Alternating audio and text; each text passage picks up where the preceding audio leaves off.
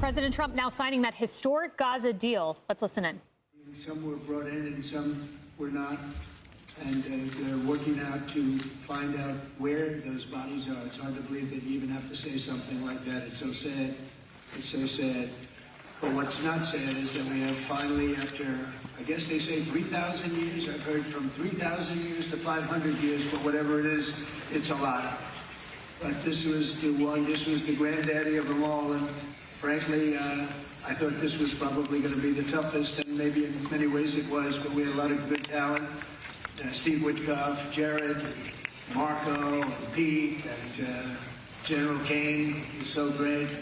John Ratcliffe was incredible. We had an amazing array of talent, and we were helped by, in particular, the countries represented at this table. I will say, Tamim, you were fantastic, and your country is unbelievable, and I don't think they give you a fair shake. They talk about you as though you're not a nice person, and you happen to be a nice person. You happen to live in a little tough neighborhood. You're surrounded by everybody. And without you, this wouldn't have happened. And I just want to thank you very much. That's Qatar. And, it's a great time. It's an amazing.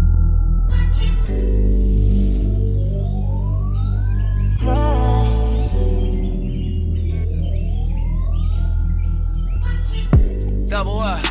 3 or 4 times, I ain't telling no lies. Yo, what is good, YouTube? Welcome back to another video. I'm your host, the conservative libertarian here. And yes, sir, we are back with another one, man. Yes, sir. All right, a lot of news has been going on in these last, I don't know, couple days now. I haven't really been reacting to the news lately just because of the fact that there's not really much to react to, I guess. You know what I'm saying? I don't want to keep making the same video every day. I don't want to be one of these news podcasters or these political speakers on the internet who just reacts to the same thing every day. And I know that's some people's jobs, right? But me, that's not my job. I have a full-time job. This isn't paying me yet. So until this starts paying me, I'm going to be doing the videos that I want to do, right? If you guys didn't know, Trump has brokered peace in the Middle East. Little video we got to watch today, and they're basically going to be just explaining the peace deal. If you watched the beginning of my video, you saw Trump signing the peace deal and whatever. So it's actually happening, it's in place, and I know a lot of people literally are going to not even want to have a conversation about this truly, because a lot of people didn't believe Trump was even going to be able to do this. People aren't going to be able to have a good faith, honest conversation about this. But unlike some Democrats, we have John Fetterman, who's going to be out here on Fox News. Now, a lot of people say that John Fetterman, he's a sellout. Whether you want to call him a sellout or not, he's speaking common sense. He's speaking normal, like he's speaking actual people sense. Play games with, like he's actually trying to speak reasonable sense into this matter, and he's gonna tell it out right here and straight that he agrees with President Trump on the peace deal, and we're just gonna listen to what John Fetterman has to say. So let's get right into the video. Let's go. Well, we just heard from Vice President J.D. Vance about the path forward in Gaza as the first phase of President Trump's peace plan is in effect. For reaction now to this historic agreement, we bring in Democrat Senator from Pennsylvania, John Fetterman, who has been a longtime staunch supporter of Israel. Senator, good to see you this morning. Thanks so much for joining me. Oh, thank you for having me back. What is your reaction to this peace plan and these expectations that the hostages will begin to come home tomorrow? Absolute elation. I mean, how can we all celebrate this thing? I mean, you've had human beings held underground for over 2 years and tortured and beaten and starved, forced to dig their own graves and things. Now they can finally come back home. And now everyone should be celebrating these things. And clearly the Palestinians are, and people in Israel are too. And now there are people in our nation, you know, some of those aren't really celebrating or even acknowledging a thing. And that's part of the truth there too. It really was never about peace. It was more about an anti-Israel agenda. I ain't gonna lie. He's making facts. He's spitting facts, bro. A lot of people don't care about this issue. Like, a lot of people don't care about this issue. That's why I always say, like, a lot of this stuff is fake outrage, bro. A lot of it is just over hyperbolic. You know, they just do this to get clicks, and is really in the downfall and the detriment of the Palestinians and the people who are still, you know, the Gazan people who are still trapped in that warfare. You know what I'm saying? Like, they're not winning off you guys gossiping about what the fuck's going on. Like, no one is truly winning this battle over who's right and who's wrong over the Palestinians and the Israels and stuff like that. Like, no one's winning in that fight. The only people who are actually losing in the fight are the Palestinians and, you know, people who were living on the Gaza Strip who got, you know, absolutely demolished during that whole like fight. It definitely shows you a lot about how these people really think. You know what I'm saying? A lot of these people are fake. They don't actually stand for this stuff. That's all fun and dandy, but it's like people are losing their lives, and people could say that Israel is taking lives too, but this is a war. War happens on both sides. Who attacked who first? That's the real question. And we all know about October 7th. So we're not going to get into that whole issue about who hit each other first. Like, this has been a long-standing conflict between both parties, but at the same time though, the war has to end. It has to stop. The bloodshed needs to stop, bro. We need peace in the world. We need peace in that region, really. I don't think the Middle East has ever had peace, actual normal peace like America has. America had solid peace for like 50 years, you know what I'm saying? But Middle East, like, they just can't seem to get it together over there. I'm not saying the people over there are bad or anything, but it's just like the factions and the groups of people who want to actually stir up drama and chaos. They are the loudest in the room. Like, they are the loudest people, and they're the ones causing the most destruction. One, I think he should have won the Nobel Peace Prize. That's just one. He should have won the Nobel Peace Prize.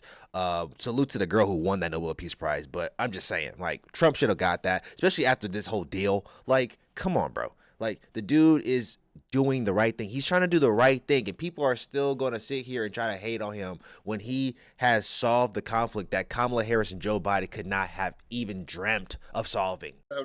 Where you are politically, this is a huge development, and this terrible, awful war is going to come to an end.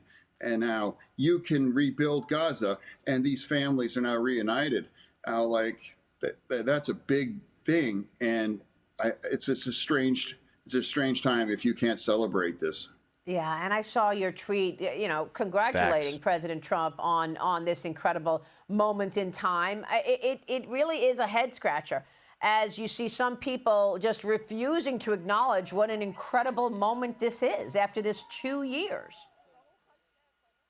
I agree. It's like I even said that in my tweet. It's like, yeah, our party's different, but this is a big, huge win for peace in this world, and it's entirely appropriate to do that. And if you're not willing to acknowledge that, you're ironically pointing out the absurdity and making it more personal when we can't all celebrate this peace after this awful war after 2 years. Yes, of course. And I feel like that sentiment also applies to the government shutdown, because with the government shutdown, you are talking about fighting about Obamacare subsidies that are going to expire at the end of the year.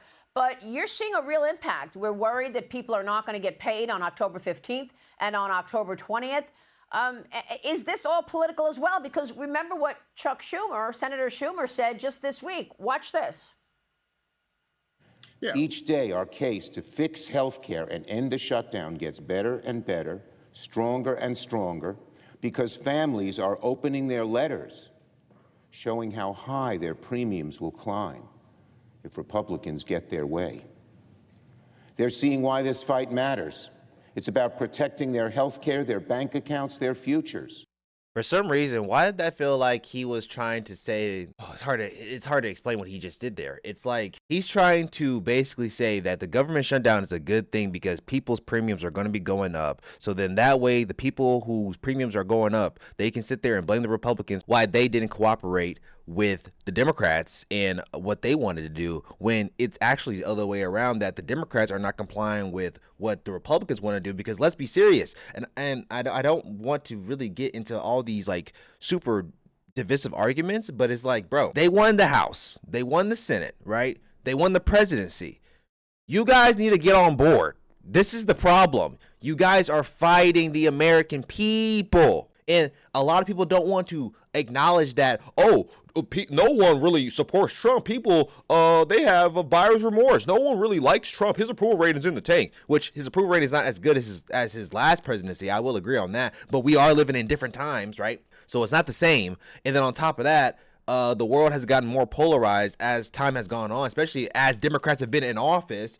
The stuff has gotten more polarized, and then as Trump has been being nominated as, you know, the Republican nominee for, you know, running for the president, it got even more polarized. I think a lot of a lot of the pressure is coming from the Democrats. The Democrats are putting pressure on the Republicans to make a move, because if they continue to sit out and not participate in the Senate, then people's premiums will go up. I honestly believe this is going to flip on the Democrats if people's premiums start to go up. I honestly believe this is going to flip on them, because at the end of the day, you guys need to get on board. If you guys are not on board, then that means you're against the American people. And if that means you're against the American people, then that means that people are going to eventually turn on you, because they only can stand out for your bullshit for so long. Like, there's only be so long until people are going to be like, yeah, this is bullshit. It's not just the Republicans' fault, because at the end of the day, the Senate is also run by Democrats.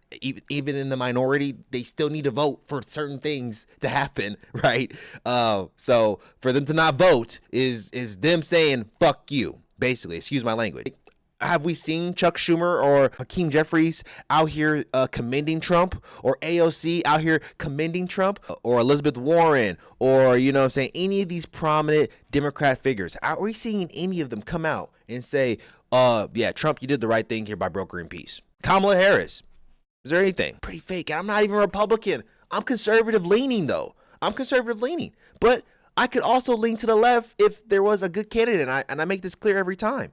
I could lean to the left if there was a good candidate, but they haven't put up anybody that's worth a damn. Will be the Democrats. I don't honestly believe the Republicans are going to take the fall for this, even though polling does show that Republicans are taking the hit. But I just honestly don't think people understand how the Democrats are playing this game. A lot of people can't see through the bullshit. Make sure to leave a like, comment, and subscribe to the channel if you guys are new. We are growing every day, on the road to 1.9 subs. So I'll see you guys there. But as always, catch you guys in the next one, man. Peace.